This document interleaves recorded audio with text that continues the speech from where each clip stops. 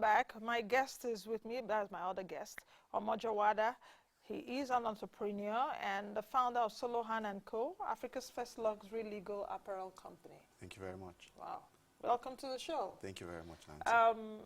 We're speaking about young people. Yes. I did give, a background earlier to say we have about 1.8 billion people that are young people within the ages of 10 and 24 in the world, and Nigeria has a very large chunk of those. Yes. Enene has already spoken to that effect, that youth age, as in youthful age, has been reclassified in Nigeria up to, I think, 15 to 29 years. Yes, 15 to 29. Yes, instead of all those old people we see going 40. up and down. If you take a look at even the ministerial list, Yes. the median age of ministerial list is 60 years. Yes, that's the 59 average and age. Anyway, let me not just start on a different level this morning. Yes. Let's face young people. Yes, speak to me about what you think about young people in the country, especially regarding opportunities. You're an entrepreneur. You're doing something nice, and I should suppose you also employ young people and all of that. Speak to me about opportunities for young people in Nigeria. All right. So basically, first of all, I would like to say that it's a pleasure to be on the show, and then looking at young people in this country, it's been it's quite difficult, for young people to make it in this country. That's simply because we don't have the type of opportunities that people in other countries, have. Take for example myself. I'm a lawyer. I went to law school. I'm called to the bar, but see what I'm doing now. I'm doing I'm into the business of legal outfits, which is wig and gown, and that's how you see it. A lot of young people finish from school these days and become photographers, makeup artists. They become name it, caterers. They're probably handling event planning and all that. And that's simply because, there is no job. If there were actually jobs and if there was an environment to cater for these young people, a lot of them won't, go into these things. But the truth is, because of the way the environment is, we Nigerians have been able to, sustain ourselves through the way that our environment is.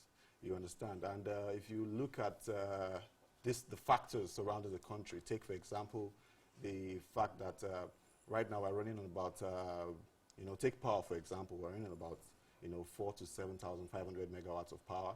While if you look at a country like South Africa, their population is 51 million and their capacity is 56,000 megawatts. You understand? Which simply means that there is 1 megawatt of electricity per person, for one person, comparing that to Nigeria, where we are over 200 million, and then we are just sustaining ourselves with about 5,000 to 7,500. Yes, I heard about the agreement with Siemens to deliver 25,000 megawatts by 2023. We hope that comes to pass, but looking at the fact that $16 billion and up to $20 billion has been spent over the years into the power sector. I'm a businessman myself. I have employees, and I got a new office space, and I applied to the AEDC that I wanted a meter, that I wanted electricity. Do you know that it took them about 6 months to provide me with a meter, which means that I was running on diesel. I was spending over 150,000 naira on diesel every month.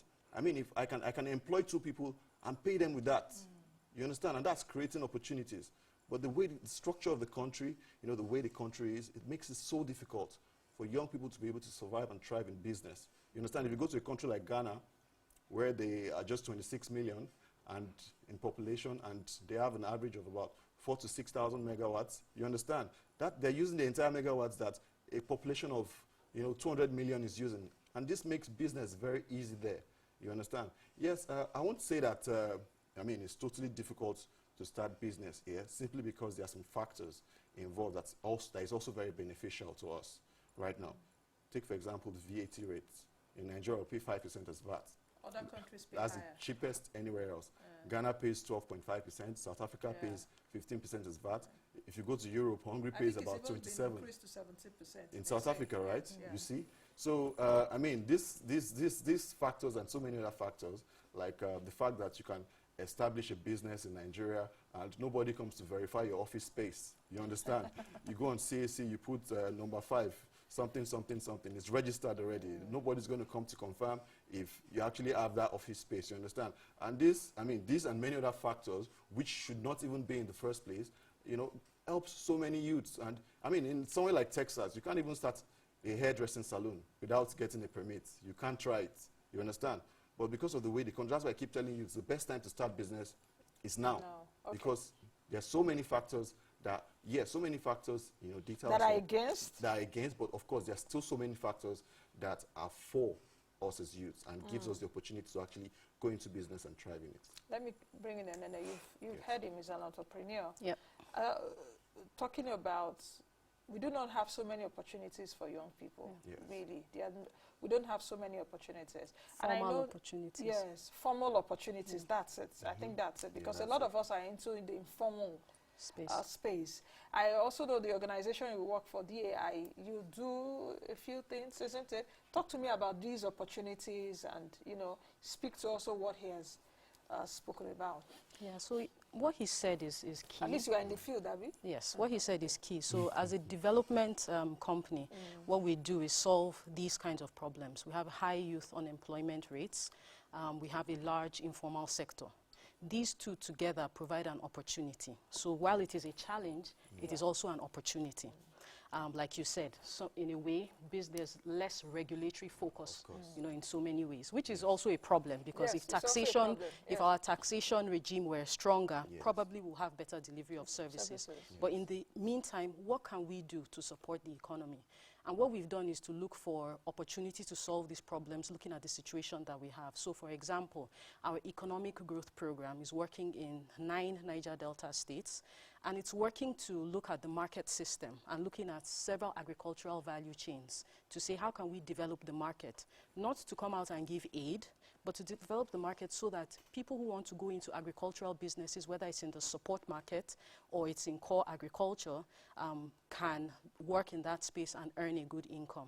So far, we've been able to reach more than 70,000 people working in that space with inputs, with training, and, you know, relationships where they can have off-takers for their produce, so access to markets. That's one of the things that we do.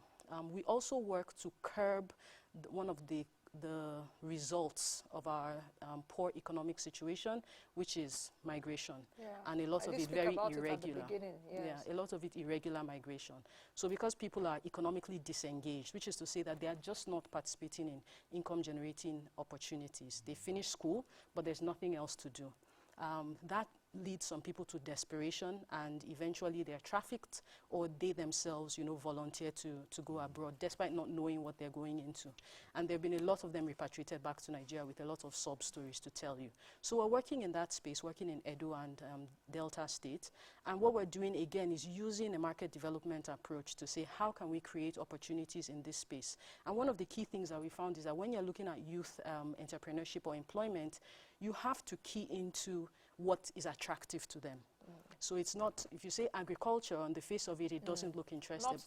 But if you say technology-enabled agriculture, more attractive. We're even working in Nollywood, because that is an attractive space. So we're looking at not just actors, but also scriptwriters, producers, cameramen, makeup artists for women, because a lot of the women trafficked are actually women. So, you know, we're looking at those spaces to create opportunities. And so far, we've worked with the state to also develop an investment portfolio to see how can we attract investments to the state so that we're mitigating against people being vulnerable to irregular migration. Omojo, Yes, please. it's, you know, sometimes it's a very sorry situation, especially when you look at the young people of the country and their access to economic opportunities. Not so many. You see, I think the NYSC, some core members left, at least finished their 1-year service, perhaps some weeks ago. Some are already there. So we keep on churning out young people, graduate. I think 500,000 every year, you know. And where do we put them? You can take that to the bank, that majority of the 500,000 will not have formal jobs. So a lot of them will just go and start looking for ways to something survive. to do. Yes, something to do, Yes. isn't it? Like they call it hustling. Hustling, that's Let's the just hustling, isn't it? Yes. How can the government how can the government really solve this challenge beyond what the government is doing right now? And even if you see it, if you take a look at it, it's not just this government. Government over the years, at least since democracy started, is it that they've not really gotten they don't really have a game changer? Or is it also that the population is outgrowing the policy? I hope both of you understand what I'm saying, that whatever even the government is doing is just still inside. A drop yes, in the Well, ocean. yes, it's a drop in the ocean. Yes. I think it boils down to the fact that, I mean, yes, these credit facilities are there, but the truth about it is how many people have access to it. I mean, I've applied to Bank of Industry a couple of times, but I mean, the procedure is cumbersome, it's difficult. We know how the political nature of the country is, you know, if you don't know someone inside, you're probably not getting, you know, a facility. Even if you go to the banks themselves and you ask for a facility, they're either asking for a collateral and all this. And in fact, the most annoying part is the fact that the country does not see the importance of information technology.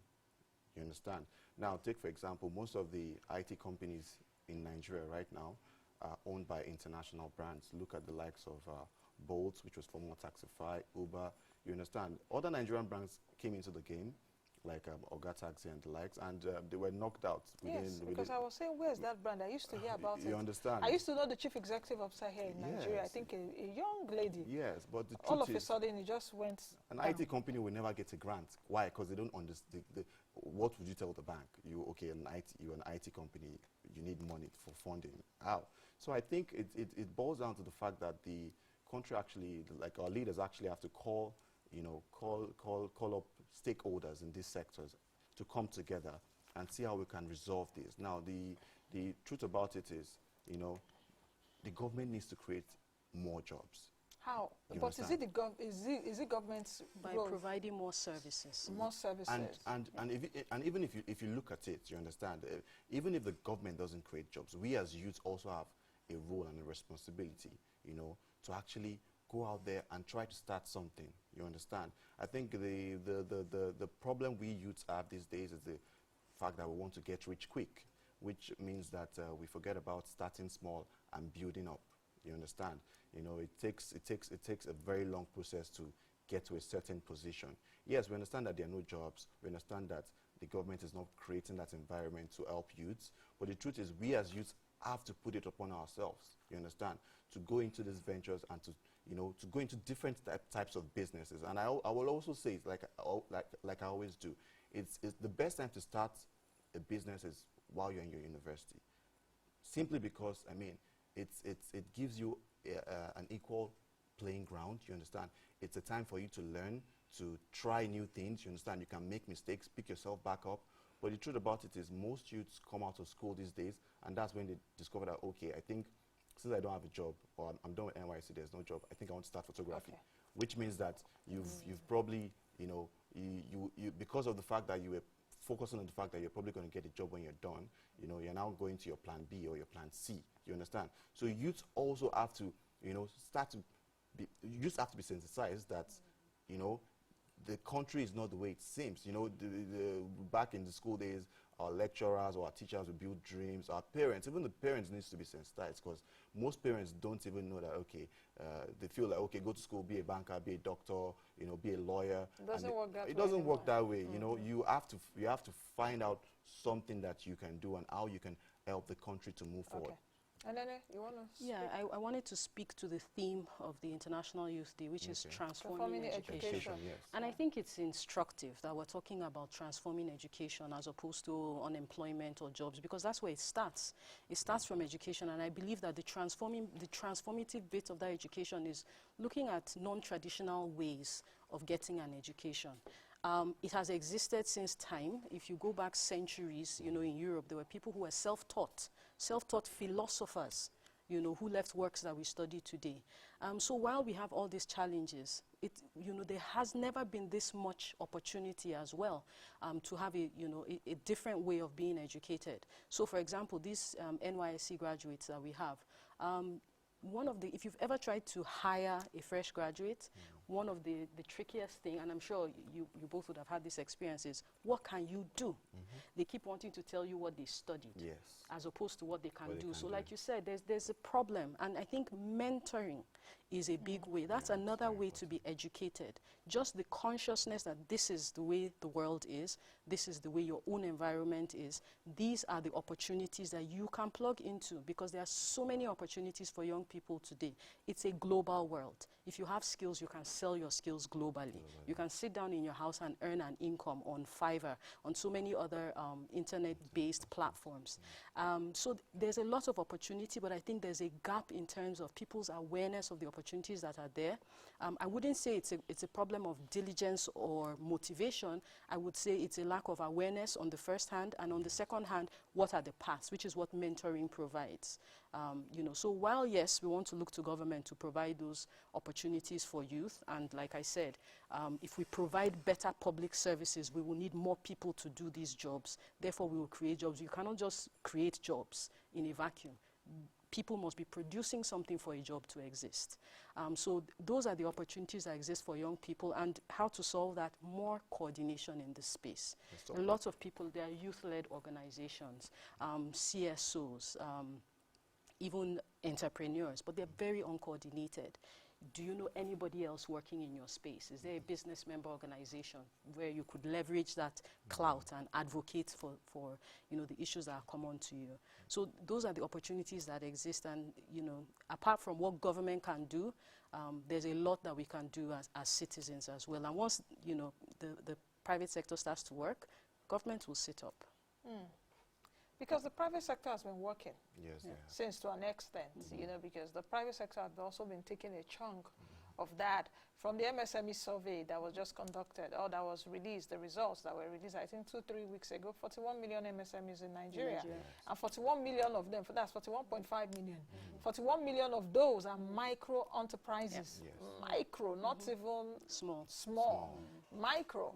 So that shows you that the country is just a country of survival. Yes, it is. Any which way is a way. Let me just survive from that data. Definitely. Omojo, speak about perhaps the skills gap, which you've mentioned also, which I think is very essential. One challenge that is really staring us on the face, because I've spoken to a lot of people over the years, and they will tell me, oh, Nancy, there are even job opportunities. Job opportunities spring up. But a lot of people that also come for those job opportunities are not qualified. Not even certification, not paper certification alone, but qualified, you know, the skills, and even the paper certification. Once they get the paper certification, you will be looking at the paper certification and the person with the paper certification. And there's a disconnect. Yeah, there's a disconnect. Quickly. Well, as for the skills gap, I think it boils down to what, you know, we've been talking about earlier, which is awareness. You understand? I think a lot of people need to know that, okay, you know, you don't just have to be a tailor. You don't just have to be a fashion designer, a photographer, a makeup artist. There are so many other things you can go into. You know, late last year, I did a list of about 100 businesses that you can go into with less than 100,000 naira. You understand? You know, me myself, I started my first business with less than 50,000 naira. You understand? And a lot of youths feel like, okay, if you don't have access to that huge capital, you can't go into this business. But the truth is, the internet has created a platform which makes it, you know, makes you accessible to every type of business, any type of business. All you have to do is go on the internet, look for something new, look for something creative. You understand? Youth at this point, youth have to be creative, and there's so many online platforms now that can actually teach you a skill. Take platforms like Coursera. You understand? If you go on platforms like that, you know, you can learn something new, something strange that is not even in Nigeria at the moment. You understand? And then bring in this skill, you know, learn it and start something with it. Create something new. Like take my business, for example. Before I started the business, trust me, there was nobody doing it in Africa. You understand? It was about I mean, I went into Wigs and Gown in 2015, and why I was getting called to the bar, and I was like, okay, where am I going to get my legal outfit from? And I just Googled legal outfits in Africa, and trust me, there was no single website of a legal outfit company in Africa. So how did you get? So does it mean that all those people called to bar that come to what's it called? ICC. ICC. Yes. Every year. Where do they get those? Okay, so usually there was, I mean, back in the days, people get from, the other chambers? Not other chambers. There are actually people that have been selling, but the truth about it is none of them knew about, information technology or why they should have their business on the internet, you understand? And then I saw a structure. I mean, all the youths are on internet these days. So, I mean, why won't, that's the first place to actually put your business.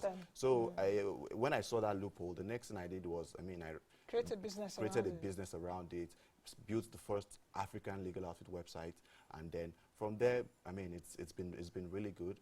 So that was me seeing an opportunity, you understand, and grabbing that opportunity and utilizing it the best way I can. Do you get orders outside Nigeria? Yes, we do. Right now, we service about 7 countries in Africa and worldwide. And then, as well. do you just want to recap for us? Because I'm afraid we've come to the end of the discussion. Because when you're having fun, time just flies. Yeah. But just recap your thoughts very quickly.